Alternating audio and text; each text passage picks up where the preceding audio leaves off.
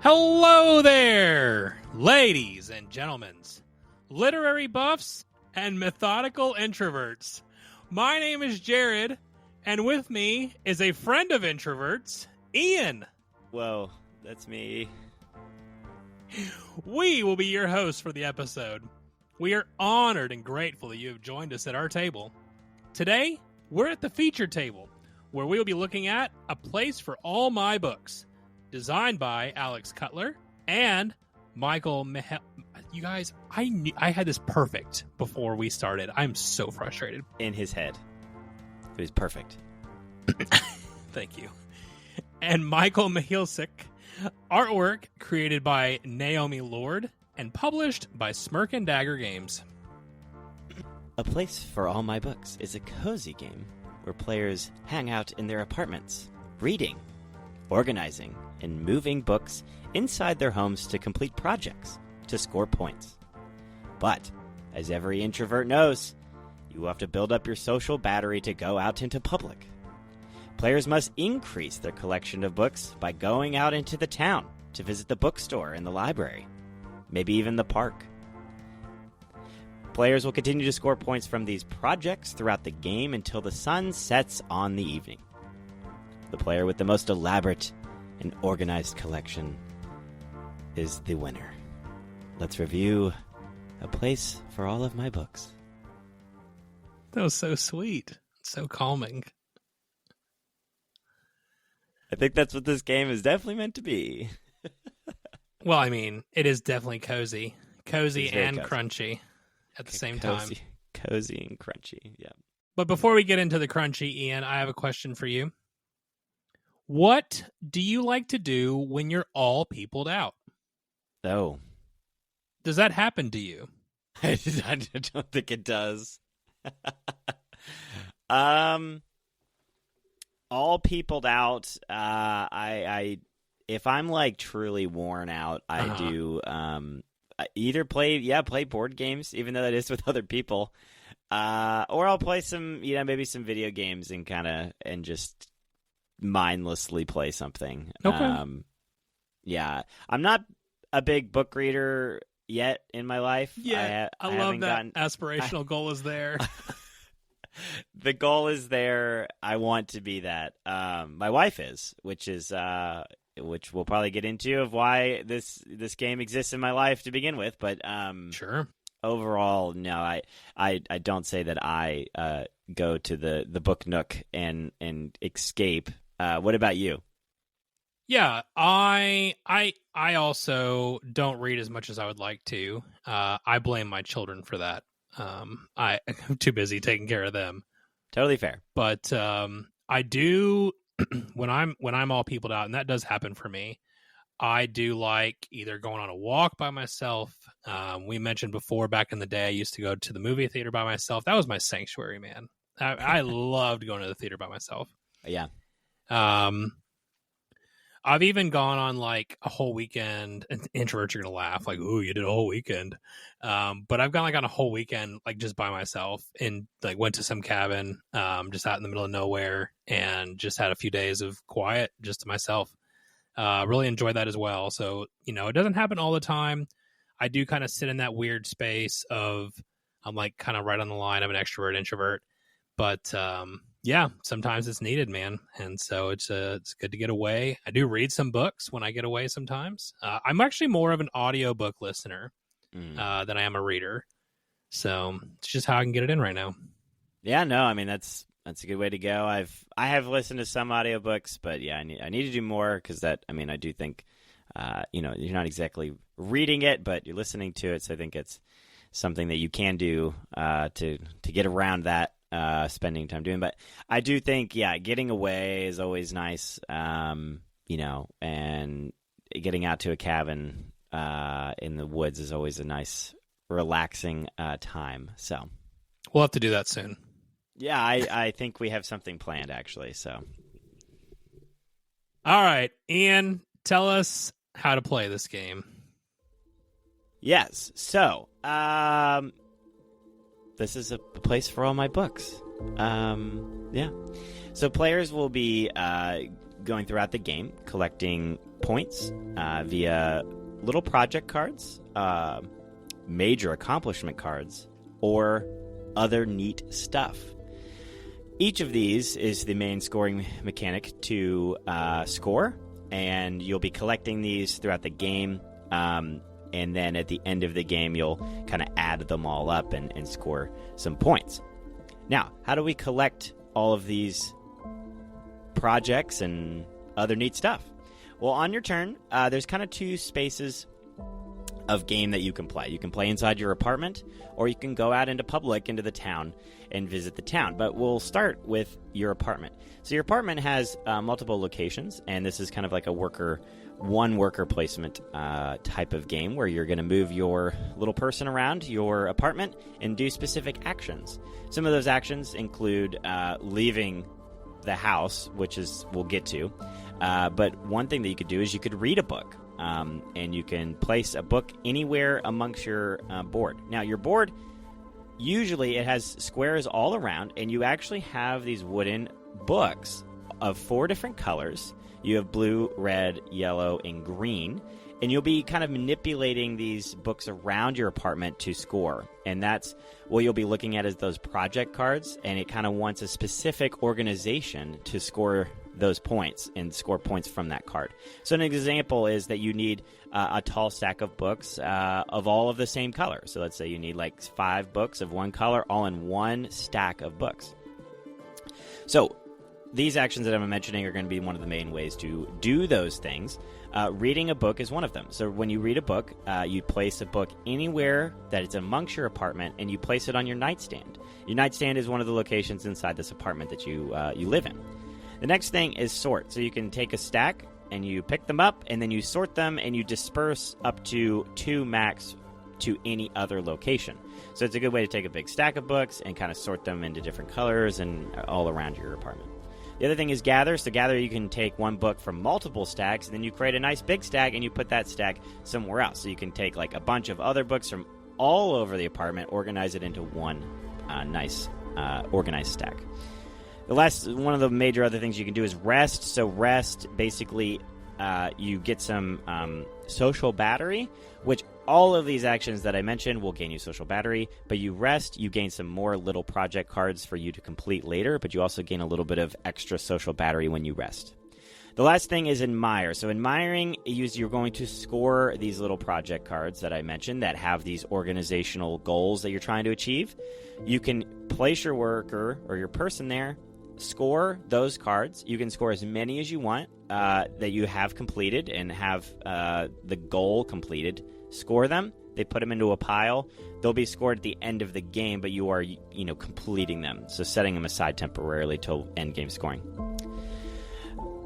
Again, like I mentioned, all of these give you social battery, and you can have a max of 20 social battery. A lot of these actually gives you 1 to 2, maybe 3, depending on some extra things that you have. You can leave the house. This is the last action that I mentioned. When you leave the house, you have to pay 5 social battery just to get up the energy to go outside. Wild. Then, after you leave, you get to go to town and spend more social battery because, for those that are introverts know, that everything you do out in the town just beats you down. It's expensive, Ian. Very expensive. It's expensive.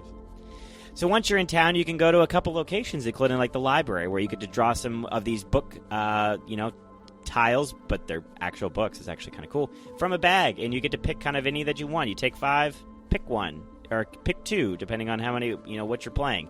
Keep those. The rest end up going to the bookstore, which is another place you can go to. You can go to the bookstore and purchase them using social energy. You're not actually purchasing, but use your social energy to claim a stack of books at the bookstore. There's different stacks. The bookstore kind of is slowly rotating its catalog, and so you can go and pick up a group of tiles of those books and collect them. And so you'll put these all into your backpack. Anytime you get books outside, you're not at home. You can't put them on your shelf. You have to put them in your backpack. Your backpack technically only holds 12. It holds 6 into each slot. It has 2 slots. And so a max of 6 into those locations. You could put in your backpack, though, but your backpack can only carry so much. One of the other actions you can do is you can go to the exchange, where you can exchange books from your nightstand, which I mentioned earlier, and you get to take a book of any color that you want, which is pretty neat. One of the main other locations is the village shops, which is how you gain these other neat stuff, which the other neat stuff is stuff that does cool things, which is like gaining you kind of odds and ends abilities, and it has adds extra scoring at the end of the game. They're all worth victory points at the end, and so those are ways to get those points, get those cards, which end up being points, and also give you like some extra abilities.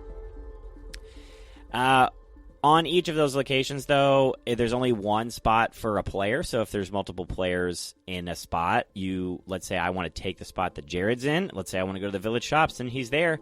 I can go there, but I have to kick him out onto the street. He ends up going to the park and kind of relaxing. And when this happens, a player can gain some extra social battery because they kind of like build up a little extra social battery while they're hanging out at the park. This is the only way throughout the game that you can gain social battery while out in public, and you have to be kicked out of a location to go to the park. You can't choose it as an action on your turn. Let's be clear. You're not kicking them to the curb. No introvert is going to do that. The store got a little crowded. So the one introvert left when the other introvert accidentally walked in on somebody else being in the store. Basically. And so the other person has to go for a walk because they're overwhelmed. Yeah, that's basically, thematically that's what it is.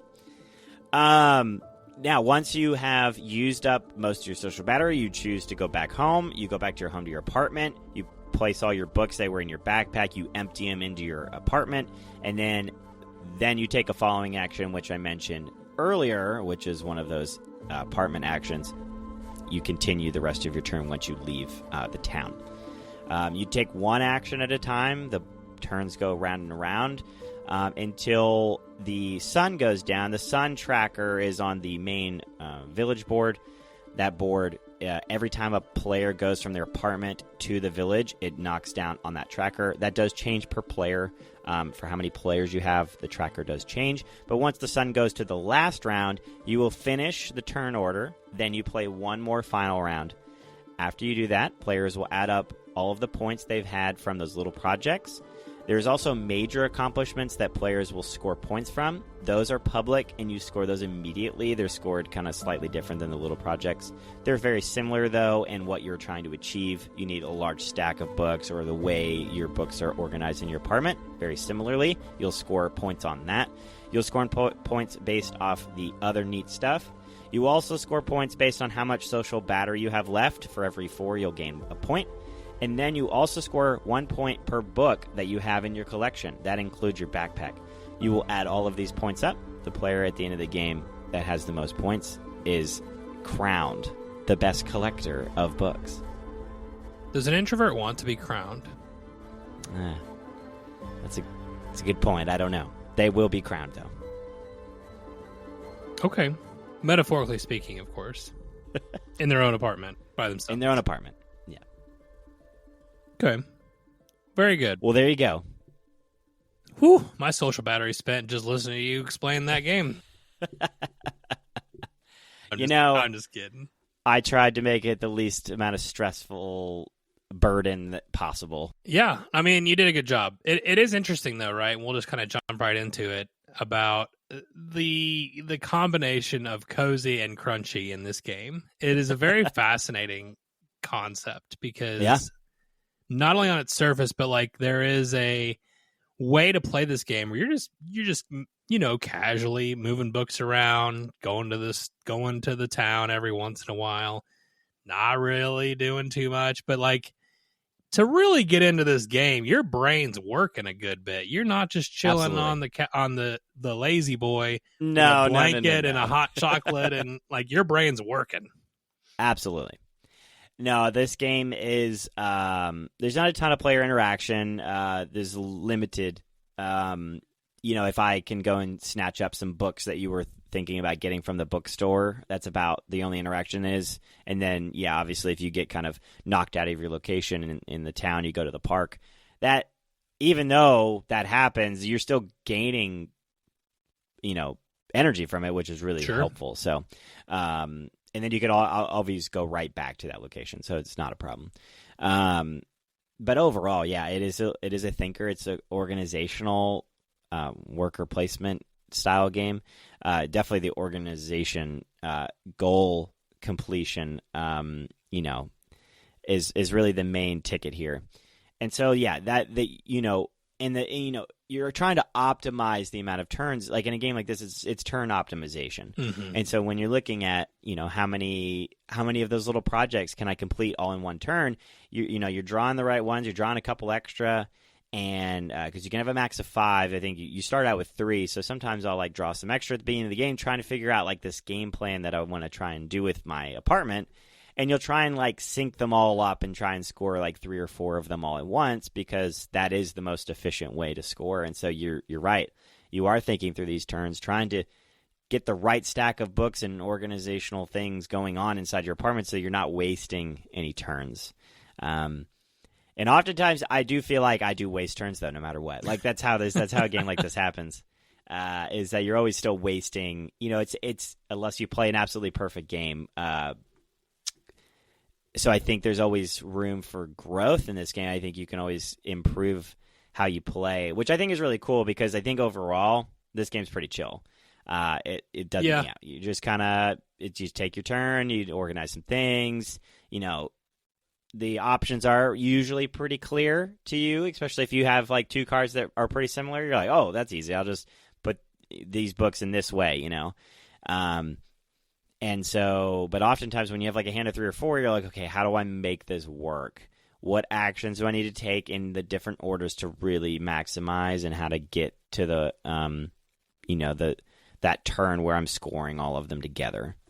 And so, anyway, good. Yeah, I think. No, you tell me what you think about that. I overall, I think it's very interesting. It's interesting, right? Because you do want to maximize your turn, but you can also end up tripping yourself trying so hard to maximize it that you end up foregoing other things that you could just be plugging along at a good pace, and you can miss out on that because you're so focused on, I am going to build the optimal turn by doing this and then doing this and then doing this, and you like try to keep up with all that in your head.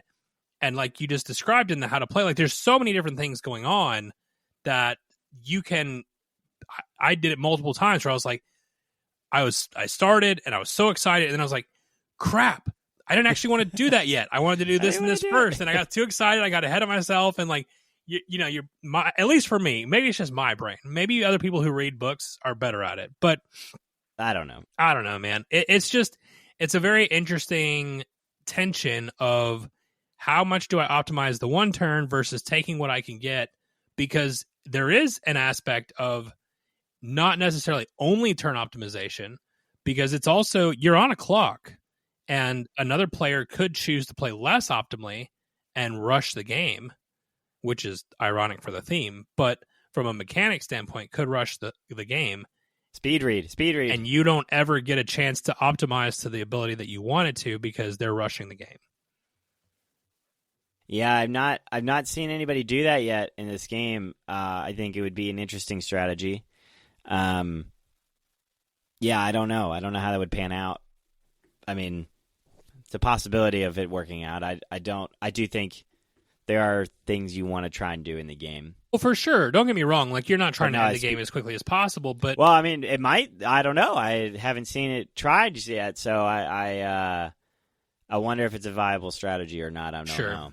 But I do think it's something where you don't know the clock. You don't know how fast someone else is going to go back to town and move that sundial and cause you to have less turns than you think you have. And there are times where, because you're only doing one thing at a time, you don't know what you're risking by, I'm going to do action A, and I really need to do action B on my next turn. But with everybody else going, who knows what they decide to do? Like, there's a lot of options. And so that clock is constantly unknown for a good portion of the game, which I really enjoy that. Yeah, no, and even though, like, you can watch that tracker going down, like, really, you're counting down to the second to last one. Sure. Yep. Because, like, if somebody hits up the town to knock it down to the one away, you kind of get screwed in the end because, and that's happened to me 2 times actually in the games that I played, is that I was trying to get to town kind of before that last wave, and it ended up like somebody got it down to 1 away. And the reason that matters is that when it's 1 away, when you go, you trigger the end game in a way, is that you finish the rest of the round, and then everybody gets 1 more turn. And oftentimes, you need like 3 turns and you're only gonna get in 2. the town to really make use of it. So I'm only getting 2, and so it's just not efficient enough. And so you really try to beat that. And that happened in both my games, and I ended up just either not going to town, or I did go to town and buy just a bunch of books. In one of the other games, I just didn't go to town, and I got a bunch of other little projects and kind of called it a day. So kind of just depends on the situation, but it is an interesting. It is a clock that you're like, you don't really know when it's gonna end, and it goes faster than you think it will a lot of times. And it does. You know, It you're like, oh, I'm just doing my own thing. But that kind of that brings me to another point that I want to discuss. I really love the fact that this game has 2 arenas. It has the arena of your own apartment, where you're really just doing your own thing. Nobody can mess with you there. You're in your safe space, and you can make it look like you want it to. But the longer you spend there, the less potential you have to get what you need out in town. And I remember when you first taught me this game, like we got through the first half of teaching me the apartment, and I'd almost forgotten there was this middle section. I was like, well, I'm good. Like, we can do this game now. Yeah, we're good. I got it. Like, I got it. Organizing. I'll organize it. Got it. Perfect. I can do it. Perfect. So then when you add the town and all the things going on there, it's lots of opportunity for lots of different things, for sure. Yeah. So as I look at this game, the floor plan is kind of small. Like, it doesn't take up a big footprint. Sure. There are some boards and cards, and then all the books go in a bag. So and then they stay on your board. So not taking up a large footprint. The art fits like super, super well. It's so good. Yeah. I mean, overall, I think it's a really nice look. I think the boards fit with the rest of the overall vibe. It doesn't feel out of place. And I will mention this, is that the organizing on your board is really cool. Like the goals that they have, those little projects, as an example, like some of my favorites are like, have 2. So one that I remember doing is like 2 stacks of books that had 2 different colors in it, but only 2 colors. So you'd have to have 2 greens and 2 yellows in a stack, and 2 greens and 2 yellows in another stack, and they had to be equal, and like stuff like that. Or like in the 4 corners of your apartment, there had to be yellow books, or all of your central spaces, or all of your bedroom had to be full of so many blue books. Like, when you start adding all the different cards and all the different types of these, it's just so fun. Like, you're trying to okay, that's cool. All right, now I'm going to take this action and move some other books around. It just feels like you're like organizing your books. Sure. It does feel like you're doing that very much. And I think just the coziness of the board, your character, each person gets a character, and there's the different colors. So you have a blue, red, yellow, green, and each character has a different vibe, but you see your character on your board doing different things. Like, you see, like, the one I'm looking at, she's reading a book. One of them, she's got like a pile of books. She's like sorting. It looks like she's sorting. Or she has like her, she has a little coffee mug. She's sipping her tea or something for rest. And so, like, I just think they really knocked you out of the park with the theme here of not obviously the game itself theme, but like adding things to really bring that like coziness and just overall, that coffee shop, like, relaxing at your house with a cup of tea, reading a book. Like, that vibe is here all amongst the game, not just like in just talking about the game, but also looking at it. And Sure. I think that's It's a really neat, and I think that's a good way to approach a theme in a game, and I think that's important to, to look at, especially when we're examining a game. But I think overall they should be applauded in achieving their goal here. As I think they did a really good job in managing all those things and making it feel super cozy. Yeah. I would say, too, like, even on the retail level, not the deluxe version, it's beautifully produced. Like, all the wooden tokens for the books, and, you mentioned the artwork is incredible. But, playing the game, you wouldn't know it was not a deluxe edition when you're looking at the base game. And then, obviously, the deluxe is even better on top of that. But I just really like the commitment to creating this high-quality experience. And I think too, like, it is interesting, right? Because you think at first you're gonna be talking about books, but books are it's almost a game about being an introvert or organizing your stuff, because it is. You're not ever really interacting with the books. The books are they're just pieces. Like, they could be anything. They could. Yeah. I thought that was very interesting. I will say, and I know, like, I get why they did it, because of the point I just made of it's not really about the books. But I feel like, and I was thinking about this a lot, because I did notice it, but I didn't think it was that big of a deal until Anna brought it up. So we're not easy for you to say. Easy now. No, Anna brought up, she's like, I just didn't like that they were red books and they were blue books and they were yellow books and green books, and why couldn't they be genres of books? And I was like, no, that's a good point. Because, I kind of feel like we're at a stage in board gaming where games are expected to look nice. And so I think, why are we not also expecting the theme to spill over in multiple areas?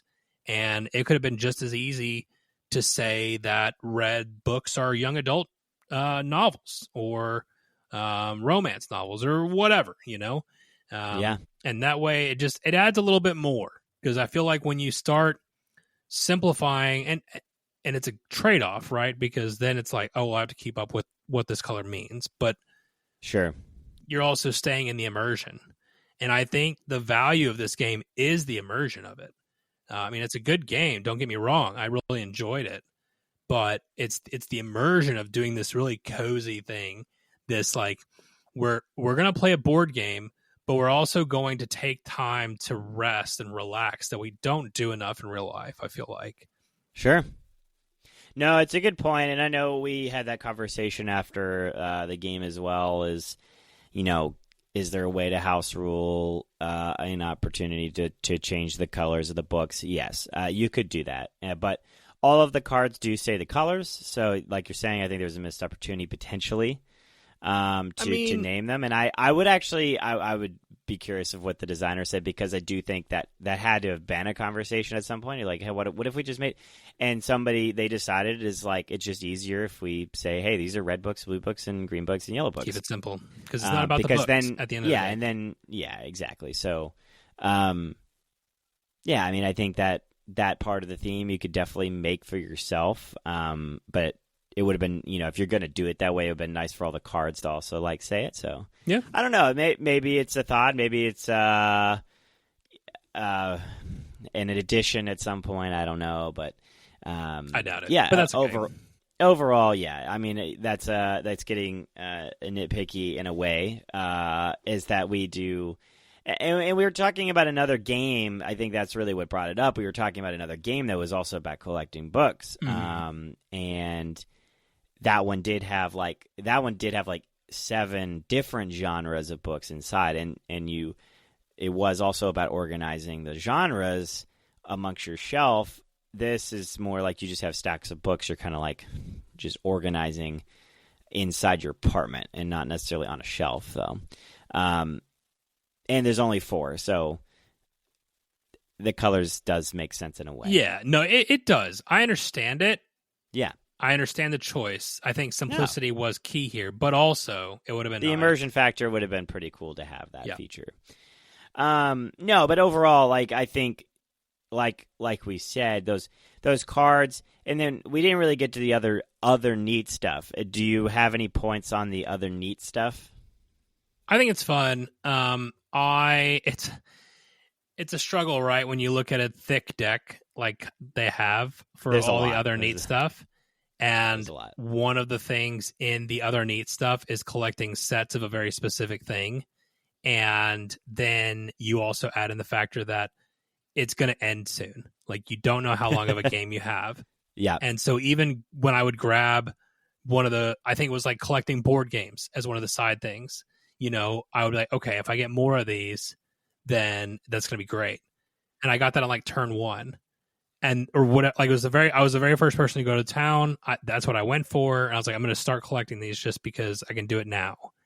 And I never saw another one. And some of that's just card flip, so it's whatever. But also I'm like, man, do I want the deck to be that thick if I'm looking for those pieces, especially in a 4-player game? So that was one thing that I was like, I don't know. But I will say, like, I thought all the stuff that was in there was very cute and very on brand. There were some fun power-ups if you didn't take one of the point things. Like, if you went with some of the other options, it was really helpful. And so I thought that was really cool. Yeah, I do particularly like the other neat stuff. I think it adds that little extra flair because overall, like, it's pretty straightforward. You go collect books, bring them back to your apartment. But now, there's something else I can spend my energy on, which is to collect this other neat stuff, which is really just straight points and then an ability. It doesn't give you any books. It oftentimes doesn't let you do anything specific. They do have some cool abilities where there's like, there's book ends that you can find in this stack. There's other just random things. There was a lot. It's a big deck. No, there is. And I do agree in a way. I think those ones that you're collecting, the amount of them is just how many more points you get. I don't know. I it's like a double-edged sword because you don't want there to be so many that everybody can just get a bunch of them. So you want it to be kind of random. But you're taking a chance. Like, it's what it is. But yeah, and we did play. I will say we did play with one set that was a Kickstarter exclusive. So those sets aren't in the normal. So you could leave those out. You wouldn't even notice. So that would have only been one.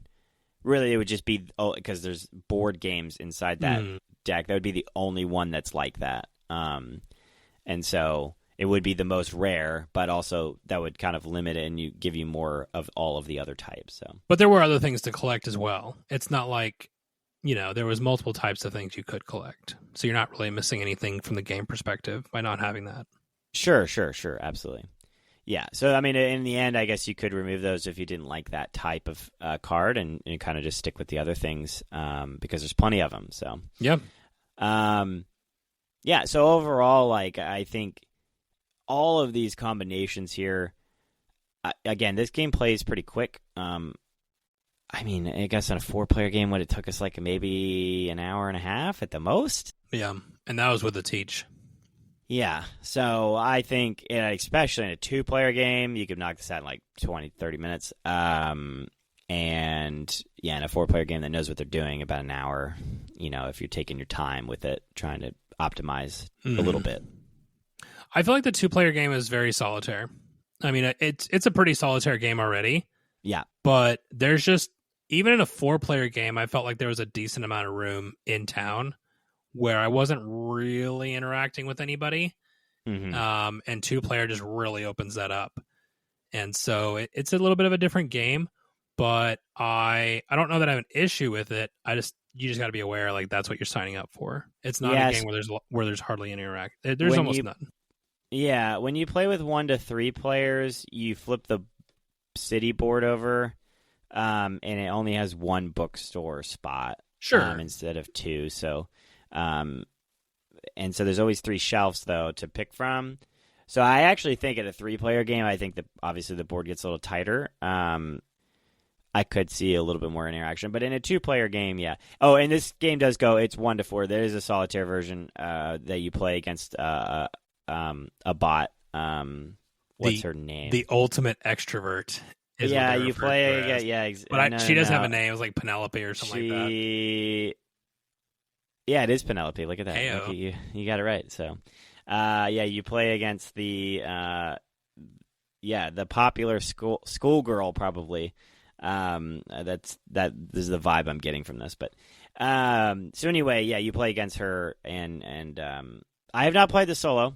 So I will say that now. I'm not into solos. I would potentially try this though. I think this game would be fast enough for me to be like, oh, I kind of want to try a solo game. This one would be probably towards the top of the list because it's going to go pretty quick. Yeah, and the setup is not terrible. Oftentimes, like some of the other solo games I have, it's a little bit more of a setup and it's just a lot. And so this one is a little bit more straightforward. So I might give it a try at some point. But overall, I think, this is going to have a retail version. This was a Kickstarter early this year. And so it's in Barnes & Noble. It's already the Barnes & Noble game of the year. Yeah, so like this is the normal box. So that's what you're going to be looking for. But the Kickstarter, I guess, did have this nice, pretty green, very fancy with the fancy thing, and the books themselves had a little bit of foil on them. And there was like a couple little things, but the foil on the books, I ain't gonna lie, that is pretty cool. And then all of your individual player pieces and all that are wooden with the Kickstarter. Like you said, the base to Kickstarter pretty similar. Like if somebody said, "Oh, here you go, play this," like it's got the wooden books in both copies. It's just a little extra. Yeah. And then I like extra wooden pieces. That's why I ended up getting it. And I will say this. I don't know if that's, I guess that's where we're going to. And part of this is when I saw this game on Kickstarter, not something I would normally pick out. I'll just be very clear there. But my wife is a book lover. And so I was like, this seems kind of fun. I've been trying to pick out some more games for her as well. And it just seemed like right down her alley. And so I backed it. And I was really excited to get it to the table with her. And I think she really loves it. And so it's the perfect amount of like low stress, but also has a good amount of think. Yeah. She likes a heavy theme. She wants to feel like she doesn't want to feel like she's just moving stuff around, and that's it. Like there's a goal. There got to be a goal to what thematically, and so she really likes that aspect of this game.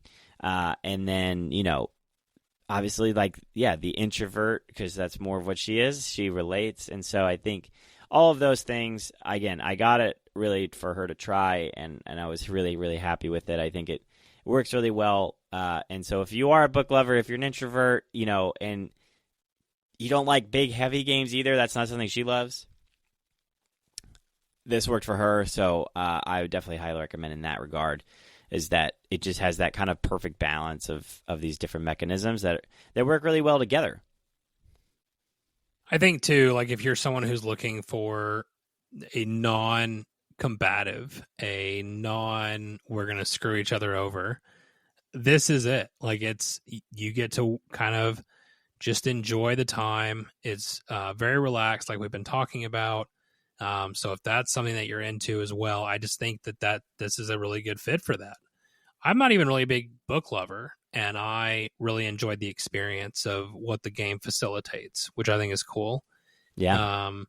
It was very interesting, kind of quote unquote organizing the collection, because it made me think about when I organize my games or when I organize other things. I'm like, yep, it did feel like that as well. I am thinking through all this and what might fit or won't fit. So I thought that was cool. Yeah, and then you go into the exchange and sell games and get new ones. That's right, we do that. Then you go to the used game store and get some used games, instead of buying brand new. It did feel like you could relate this to other hobbies as well, and I 100%. think I kind of like that as well. Like I know the color thing is something we talked about. I think in the end I do like just the straight colors, because I kind of picture many of these other things that you could be using and organizing. So I think it's kind of cool. Nice. There you go. Well, I think overall this is a family game. I think it works really well if you're used to playing. I mean, even Wingspan is obviously something that I really enjoy. This is a little, I think, lighter than that.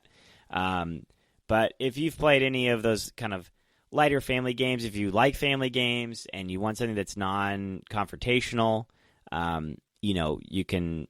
It kind of introduces you to worker placement. If you've not really played worker placement before, you're like, oh, I've heard that term, or I'm telling you for the first time, worker placement is a gaming term that are in many, many games. And this is a really, really good introduction to that mechanism. I think there's not anything overly complicated within that mechanism in this game.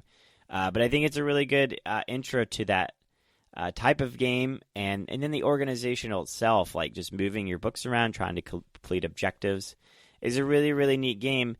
And I think overall that's going to work more well like a family light game. And again, it's not stressful. And if you're into really heavy, complicated, I want to beat my opponent down, that's not what this is. So I guess stay away, or take a chill pill, and go hang out with your books, I guess. Maybe if that's what you're into as well. So I do think like that for me is the question. Are you looking for a relaxed, chill experience? A something that you can play this. You can play this with gamers. You can play this with non-gamers. Absolutely. Anybody can get this to the table. But the question is, are you wanting a chilled experience that still has some meat on the bone? If that is what you're looking for, then this game is great. I will say personally that I really enjoyed it. The experience did exactly what I expected it to do. Yeah. I knew nothing about this game when it was on Kickstarter. I totally missed it. But then saw it at Gen Con. The owner of the publishing company walked us through it. I mean, the art pops. Like, you can't miss it when you're looking around. And listening to it, I was just like, yeah, this is going to be this kind of game. And it was. And that's great. Like, it's a very unique, like, most of my games are very, like, head in hands, like, staring at the board, looking for everything that I can to optimize what I'm doing. And this had a much more chill feel to it, where I could still think about it, but I'm not stressing over every little thing. And if I don't win, or if Ian makes a better move, then whatever. It's totally fine. Yeah. No, I think, like you said, I think this is definitely a more chill experience. I think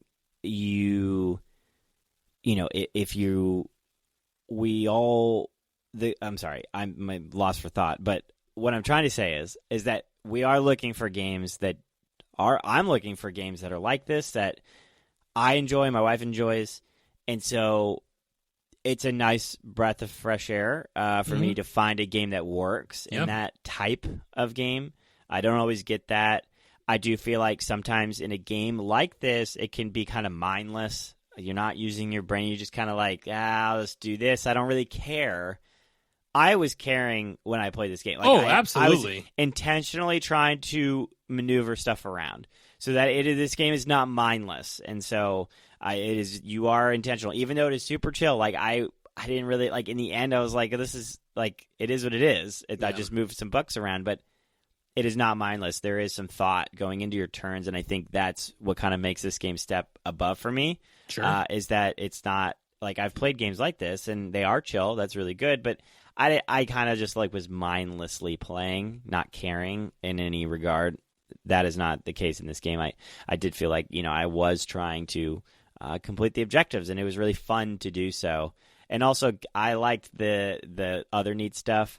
That's one of my favorite aspects of the game. I've won the game based off collecting a bunch of that and getting a bunch of points that way. So I love that there's kind of these multi ways to score. It's not just like, complete all the little projects. Like, I've seen people score by having a ton of books. They just literally kept going to the store, getting more books. They completed way less of the projects than I did, but they still won just because of the amount of books. And then I've won the other way. I've gotten a bunch of other little stuff. There's so many opportunities here to kind of focus your attention on and all those things. And I kind of want to compare it, I guess, in a way, Jared. How do you feel about this? Is like we talked about one of our earlier reviews was Let's Go to Japan. That game was in a way like you got some cards, you pick one, Like, yeah, that has a little bit more thinking it is because you're trying to really organize. Sure. But same thing, you're kind of organizing your trip. Like, you're kind of organizing. And in the end, it's fun. There's not a ton of interaction. It's low stress. That's the type of game here that I'm kind of getting this. I think this is a little lighter than that, but I do feel like that's the type of environment that we have here is this very kind of low stress environment that it is still thinky though. I think that's a fair comparison. Yeah, and I will say this, and I think Ian, I'm curious what you think of this take. Because I think the thing with this game specifically, if you're not looking for that cozy atmosphere like we were talking about, I think the game's just okay. Like I would play Let's Go to Japan 10 out of 10 times versus this game if all I'm looking for is one of these kind of organize your stuff games. Sure. That's just me. Like that, I don't think that's everybody, but because I think for some people the books is going to grab them in. For some people it's the introvertedness of trying to think through that, whatever it may be, you know. But for me, that's what I mean by when I say if you want that cozy experience, because that's what this game offers you. And I agree with you that you want the hobby to have games like this, because this is an excellent gateway into multiple different mechanics in the hobby. Yeah. And it's so accessible from a theme perspective to so many people. So I mean, with that, I say well done to Smirk Dagger. Yeah, this is a good design. And I guess to answer that, I think I agree that this is if in a way that if it were just the game, maybe. Yeah. I do think the theme is definitely helpful in that regard. What I will say is that for my wife, she likes Let's Go to Japan. That I love Let's Go to Japan. And I do obviously, too. if you listen to this podcast, you know. Yeah, we know. Yeah, we've shown that. Because that is a little bit more thinky. You are, really trying to trigger a lot of different things within that game.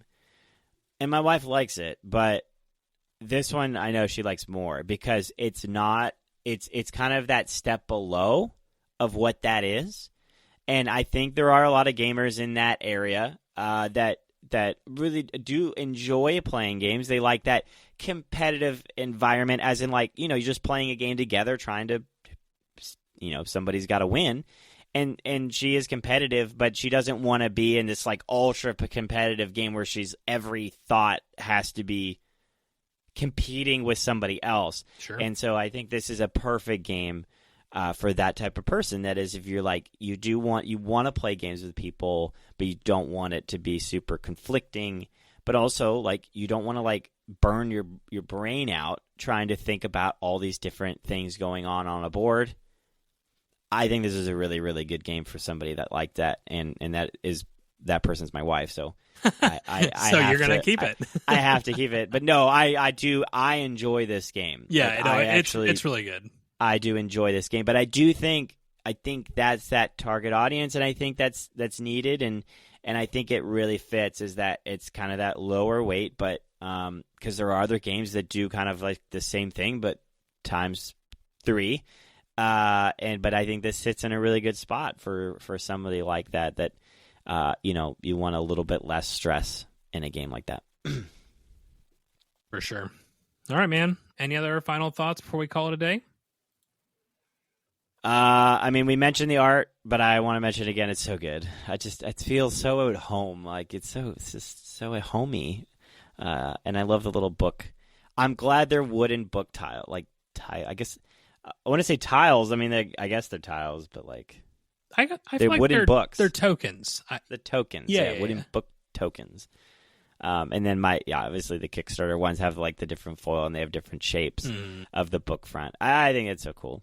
And then, when you stack them up on your board, I think it just looks like you're stacking books. So overall, knocked it out of the park as far as theme for me, especially when you're looking at your board. I think it's cool. Yep, for sure. Awesome, dude. Well, thank you all for listening, and we'd love to get your feedback. even if you're an introvert, there's a whole internet between you and us, and so there's lots of ways that you can reach out and tell us how you feel about it. And we would love to hear from you. Links to our socials are in the description. If you don't like socials, I get it. Check out our website at The Game Table Podcast, shoot us an email at thegametablepodcast@gmail.com, or find us on Board Game Geek. 5-star reviews, subscribing to your podcast player of choice, following us on socials, and joining the conversation on Discord. All these heroic actions are immensely helpful in growing this podcast. You should also like and subscribe. Easy for you to say, Ian. You should also like and subscribe because, we're getting on YouTube and we need people to find us. So That's right. Do the thing. Do it. Special thanks to Ashley McCaffrey for our cover art, to Anna Snyder who made the intro and outro music, and to Alexi Chistelin for the How to Play background music. Join us next week as we have 2 episodes. Whoa. Yes. We have a celebration of listeners on Monday and a 2-top episode on Wednesday. Wow. But in the meantime, may your dice rolls and your card draws be blessed, and your experiences at the table be ones to remember forever. And now I'm going to go organize my games based on colors. Great. And then I'm going to go to the game store. Nope. It's like 9:42 at night. The game store's closed. I'll find one. Okay. No, actually, I need to rest. It's okay. It's right. You got to build up your social battery. Yeah. Okay. All right. That's what I'll do.